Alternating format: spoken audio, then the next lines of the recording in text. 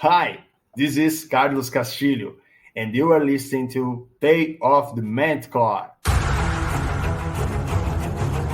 The following podcast is intended for a mature audience. Listener discretion is advised.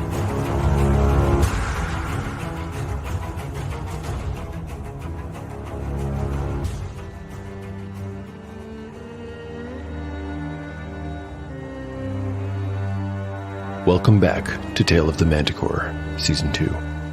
Like the creature from which it takes its name, Tale of the Manticore is a mashup, a crossbreeding between two different species of storytelling. Here you will find the unpredictability of old-school RPG paper and dice games with the storycraft of a dark fantasy novel. No character is sacred, and no character will be spared if the dice decide their fate is at hand. According to lore, the tail of a manticore is barbed with cruel iron spikes. There will be much pain in the days ahead.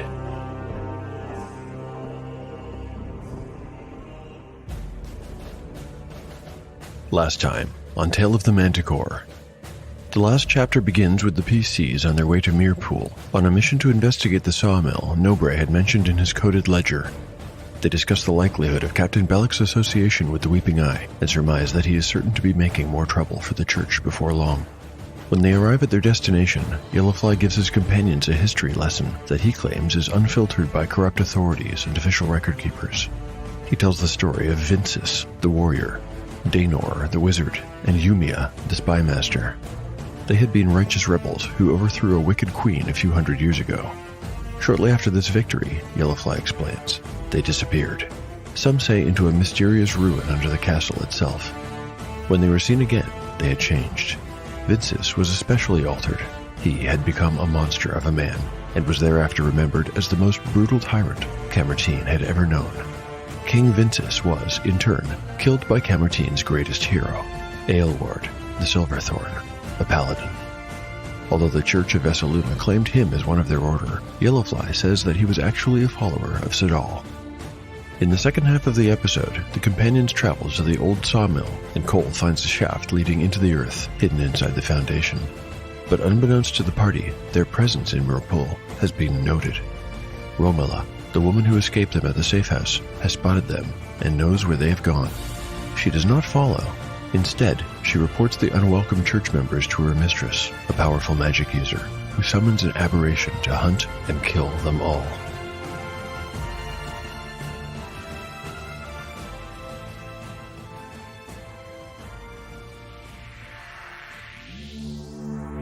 Today is a very exciting day for me because this is the day that Catsbane reaches level 2.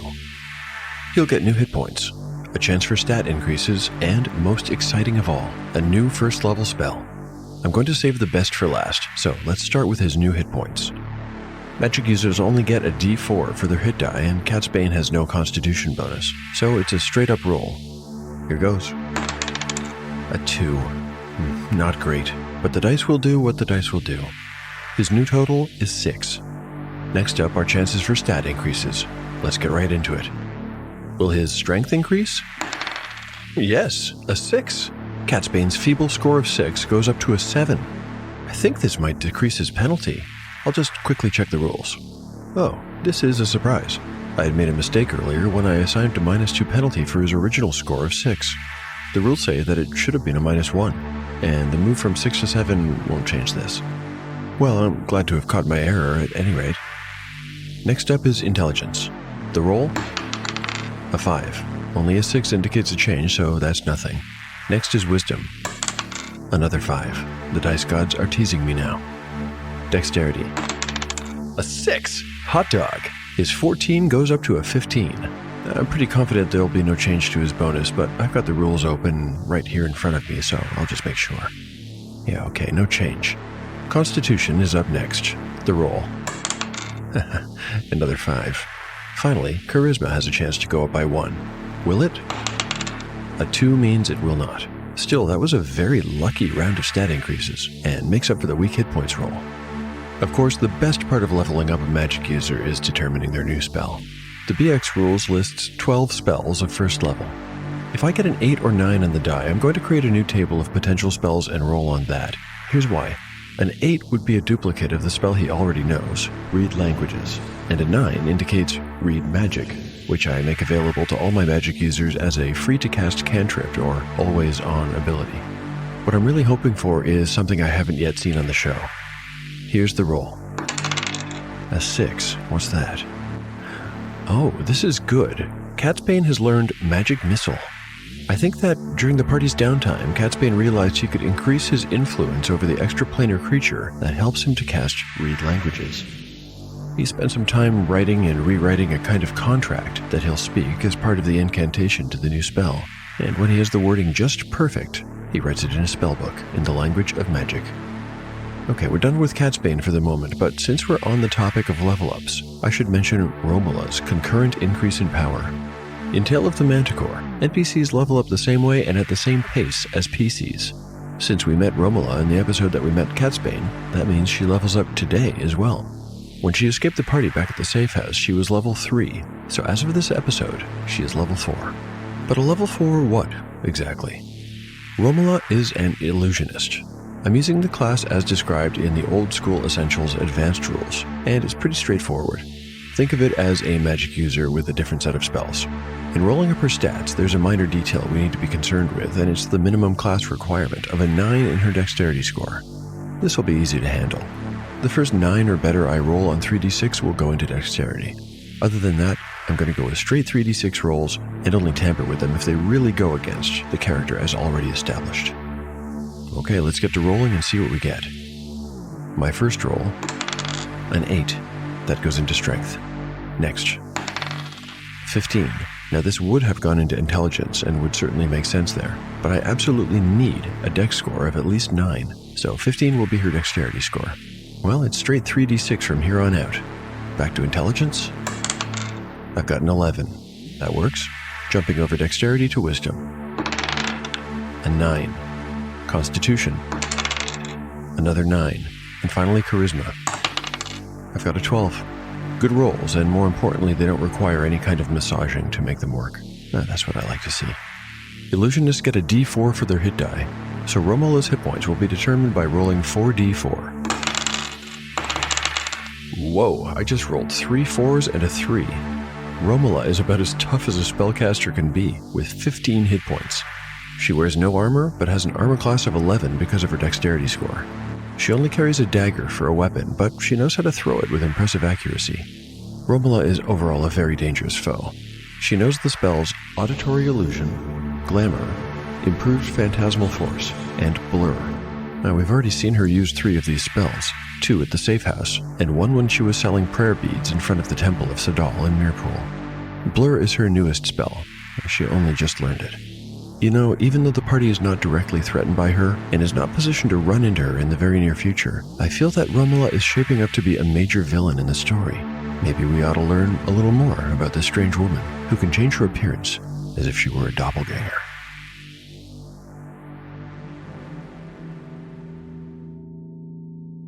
Dramatis Personae. Romola. Romola had met her the same way the others had. A strange young woman had wandered into their field one evening, saying she was lost, and could she be a deer and help her find the road? And by the way, what beautiful hair she had. Romola had gone along like a lamb to the slaughter. The first spell had robbed her of speech. The second had made her muscles stiffen, and the third had dispelled the illusory mask that had hidden the stranger's true identity.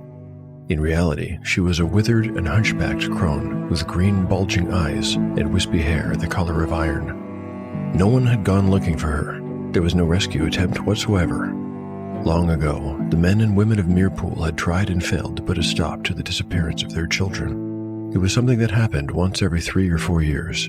They knew about the crone in the swamp and had formed a group to hunt her down, but she had led them in circles and cursed their lands, causing their precious river to all but dry up, ruining their sawmill. The people of Mirpool had gotten the message. The occasional loss of a child was an unavoidable part of life. During the time of her captivity, Romola quickly learned how to differentiate between the animals that were natural and the ones that had once been children. The latter could be identified by their eyes, as they retained the round pupils from their humanity. The witch kept several cats, 2 pigs, a bat, 3 rats, and a raven. In addition to the unnatural eyes, these animals were universally aggressive or sullen. For the first few weeks, Romola had nightmares every night about waking up as a frog or a snake or something even worse.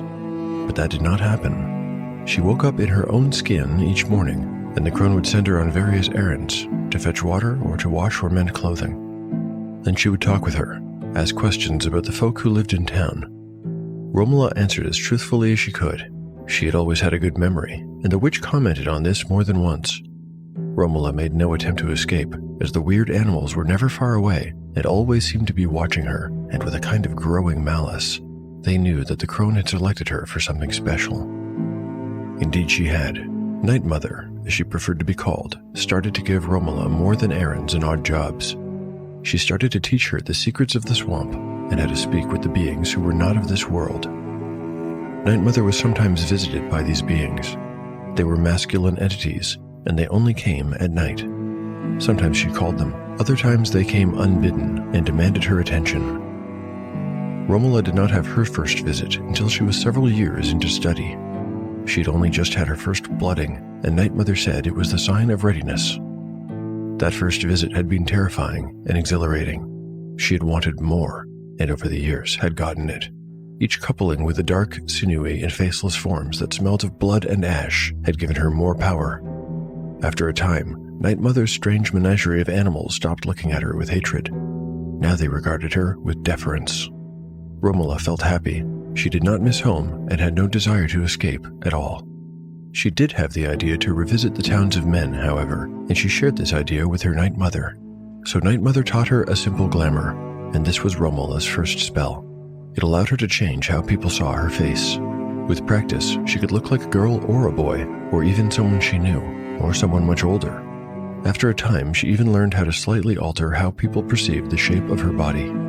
Although she would learn other spells later on, this first spell always remained her favorite, and Romola often wore someone else's face, even when there was no one else around. Father Darman was the identity she currently favored, but it was not the only guise she wore. Depending on the day and the town she was in, sometimes just depending on her mood, she wore one of a dozen faces, of both men and women, always about her age, always about her size. Maintaining the glamour for a full day was effortless by now, and there was something so liberating about looking out at the world from behind a mask. Bank the Light, a podcast about the Wheel of Time show on Amazon. We also talk about the books. I'm Justin, and I've been a fan of the Wheel of Time books since the 90s. I'm Desmond, and I just jumped on board with the show. Together, we make a great combination of the longtime fan and the freshly initiated. Quickly tell them what makes the Wheel of Time so great. 15 books, quickly. Okay. There's monsters with no eyes. There's Trollocs that are gross and stinky. There's magic involved. I love these books so much. They were such a part of my childhood. They really shaped who I was as a person, so I don't know what else to say. Magic, pirates. The Wheel of Time podcast is found wherever you listen to great podcasts. Chapter 13, Part 1, Day 50. Late morning. Party status. Yellowfly, 15 of 15 hit points. Tamlin, 7 of 7. Cole, 12 of 12. Shawnee, 8 of 8. Catsbane, 6 of 6. Spells available. Tamlin has prayed for Cure Light Wounds. Catsbane has memorized Read Languages and Magic Missile. Tamlin's torch fell 15 feet straight down before landing on a flagstone floor. The brand sputtered, but it did not go out. When it was clear that the light had not alerted anything below, they lowered themselves into the shaft. Yellowfly went first, followed by Cole, then Tamlin, Catsbane, and Shawnee last, holding the second torch and navigating the ladder rungs one-handed. At the bottom was some kind of storage room. It was a space of roughly 30 by 30 feet, with a single iron-bound door in the middle of the wall to their right. Open and empty crates were stacked against the wall to the left.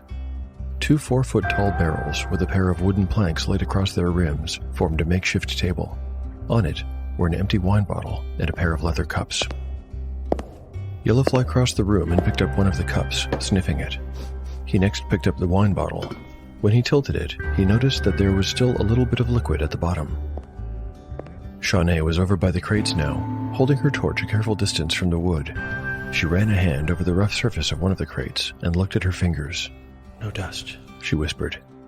"Someone has been here recently," agreed Yellowfly.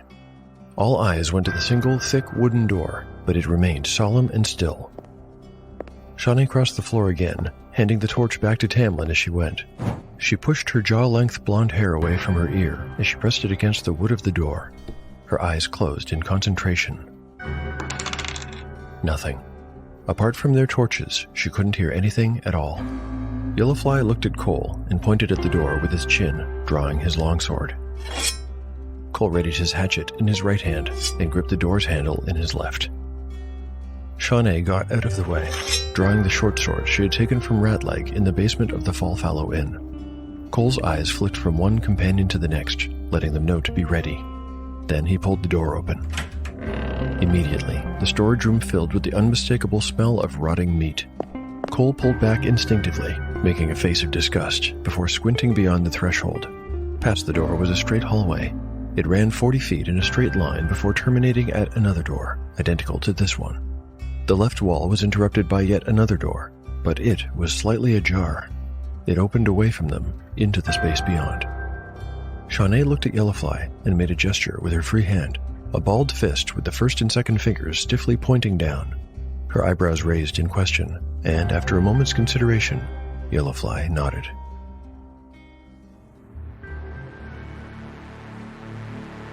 Shawnee has just used Thieves' Cant to ask Yellowfly if she should scout ahead while attempting to move silently. Her chance of success, as we already know all too well, is slim, only 25%, having improved modestly when she reached level 2. Here's the roll. 41. That's a failure, though Shawnee does not know that. Cole stepped to the side to allow the rogue to pass. She slipped into the hall and padded carefully to the open door. When she got close, she slowed her movements and crept with a deliberation and speed that Cole found almost painful to watch.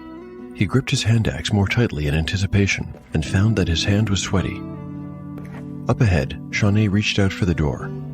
She could see now that it was fitted with a lock, whereas the others were not. Of course, that didn't matter. It was already partway open. She put her fingertips against its rough wooden surface and pushed. There is a dangerous creature inside this room, but whether it's waiting in ambush or whether it's caught by surprise is up to the dice. If Shawnee had been successful with her move silently roll, I would have doubled her chance to surprise and halved her chance to be surprised. But because she failed her roll, this check will be rolled normally, without any advantage for either side. The BX rules say that characters and foes will be surprised on a roll of 1 or 2 on a d6. Let's roll for Shawnee first. A 3 on the die. She is not surprised. And one more roll, this time for the creature. Here we go. Oh, a 1 on the die. It is surprised. This will give Shawnee a free round to act. Once she sees what's in here, she could attempt a backstab, but I think I have a better idea. Let's get back to the narrative, and you'll see what I mean.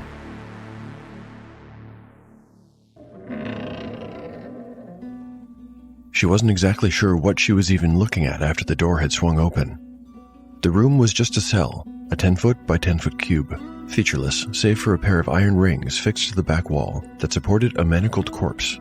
It hung from the wall like a capital letter Y, with its arms splayed out against the stone. But this was not all. The flickering light from her torch glinted off something curved, darkly purple and shiny that was attached to the corpse.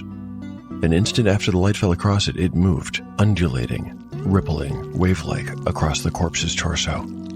Then Shawnee saw the dozens of short, spindly yellow legs, and she understood. There was some kind of creature clinging to the corpse. The gaunt face of the prisoner had been partially eaten, and holes were visible here and there across the flesh of its naked body, where this thing had been feeding. Shawnee's lips pulled back in horror when the thing partially detached itself from the corpse and curled back so that it was half suspended in the air and showed its terrible face.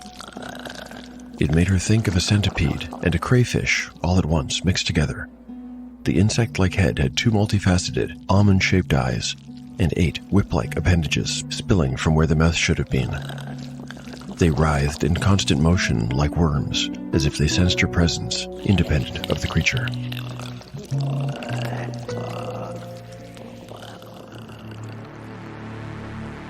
This time, Shawnee's propensity for acting on instinct saved her life. Anyone else perhaps might have hesitated, but not Shawnee.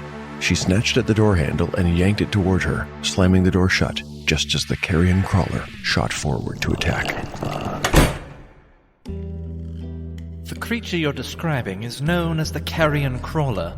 In Zacia, it is called a carcass crawler. They are extremely dangerous. They normally only feed on the dead, but have been known to attack the living, too. Those tentacles you described can paralyze the carrion crawler's prey, and victims are sometimes eaten alive. Catsbane twisted the tip of his short beard between thumb and forefinger as he tried to recall everything he had ever read about the creature. I believe they can grow even bigger than the one you saw, up to 8 feet long. They typically make their home in caves or other underground places like this. Shawnee shuddered. Do you think there might be others down here? They were back in the room with the crates and makeshift table. They are solitary beings by nature, but they can coexist with others of their species. The dwarves of the Kazmirioth, those that remain, are said to breed them as a source of food. Shawnee looked like she might be ill. Well, at any rate, your quick thinking might have saved us all, Shawnee. Under no circumstances should we open that door. Tamlin was only half listening. Since she had described the contents of the cell, he had been unable to stop thinking of the poor soul chained to the wall. The notion of what that person must have suffered was almost too much to bear. Tamlin's heart ached, and he was overcome with a feeling of deep pity. They must have spent days on end in total darkness. They must have died alone, chained to a wall, and utterly deprived of hope. The Weeping Eye are true monsters, he said to no one in particular. He had no idea how right he was. Tamlin did know that Shartoon had suffered a similar fate to the man in the cell, having spent 11 years in the king's dungeon. Father Luden had once told him the parable of imprisonment, and he had never forgotten the lesson.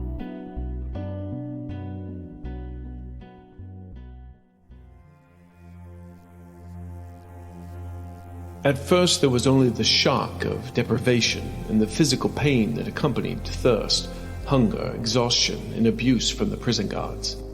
Shartoon was kept at the brink of death by his wardens, who occasionally dragged his stooped and emaciated body from its cell to administer a beating or some other humiliation.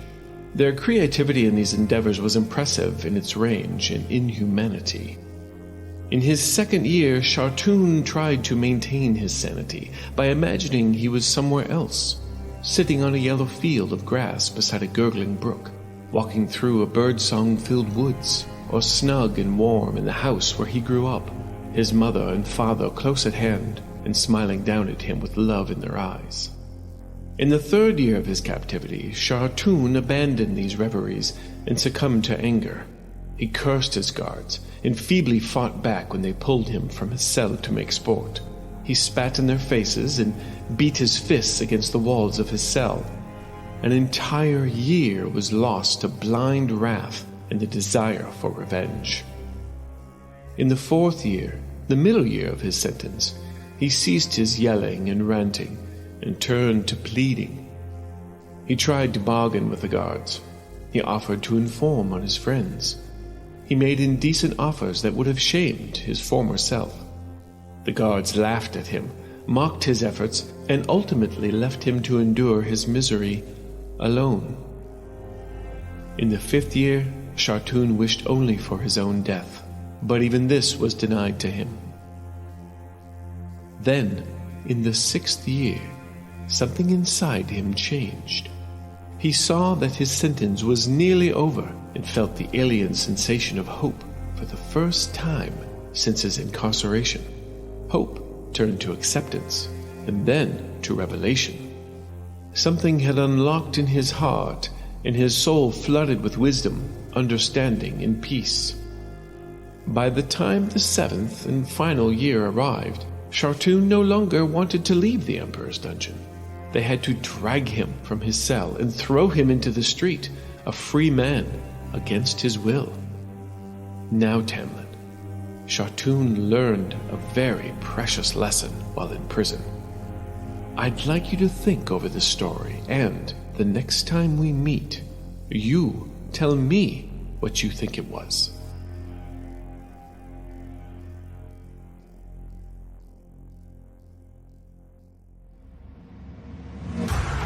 Thanks for listening to Tale of the Manticore. If you like what you've heard and would like to lend your support, there are lots of ways to help. You can recommend the show online or to friends. You can like and retweet episode announcements on Twitter. You can purchase One Shot in the Dark or the Pendulum World Building Tool, each priced at under $2. Or you can pick up a free copy of Encyclopedia Manticorica. These can all be found on DriveThruRPG. Finally, you can rate or review the show on your podcatcher of choice. All of these things make a real difference to the success of the show. I'd like to share one of your generous reviews right now. This one is on Apple Podcasts and was posted by Andicius. Andicius writes, "If you like the emergent potential of tabletop role-playing games, this is a great show for you. It's a solo play, so there's no banter or goofing off between players, just a solid, dice-driven, dark fantasy story. The sound design is particularly standout. It's well-crafted and additive to the overall presentation. Have fun with this one." Thanks a million, Andicius. I make an effort to ensure that everything in the show matters and that there's never any filler. Very happy to hear that that's coming across. Your having taken the time to post this review is super appreciated. Now, where would I be without my amazing cast of voice actors? The always excellent Kyellen is back in this episode playing Cat's Bane. I've been relying heavily on Kyellen for this role, and I just wanted to say, thanks my friend. Your contributions make all the difference. Kyellen has a lot of music available, for those that haven't heard yet. You can download it for free at soundcloud.com/Kyellen-cc. Kyellen is spelled Kyellan. If anyone listening wants to get in touch with me, I'm on the usual socials, at ManticoreTale on Twitter, or Tale of the Manticore Podcast on Instagram. My email is taleofthemanticore@gmail.com. I also keep a blog where I post, well, all kinds of show and RPG-related stuff, from maps to musings to crafts to show notes. The adventure will continue on the next episode of Tale of the Manticore, the story where chaos rolls.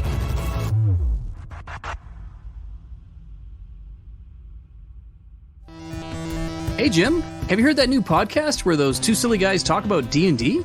Is that the one where a wizard who is a professional train builder and another wizard who's a caretaker of the legendary Fungeon, and they talk about all things fantasy in D&D? Yeah, that's it. I have, Sean. I think it's us. Oh, yeah, right. Okay, yeah, I thought it sounded familiar. Greetings, adventurers. We invite you to listen to our podcast, 13-Sided Die.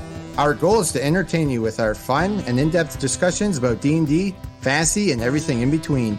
Come sit by the fire. You're safe here. We'll keep watch. We hope you enjoy 13-Sided Die. Available wherever you listen to your podcasts.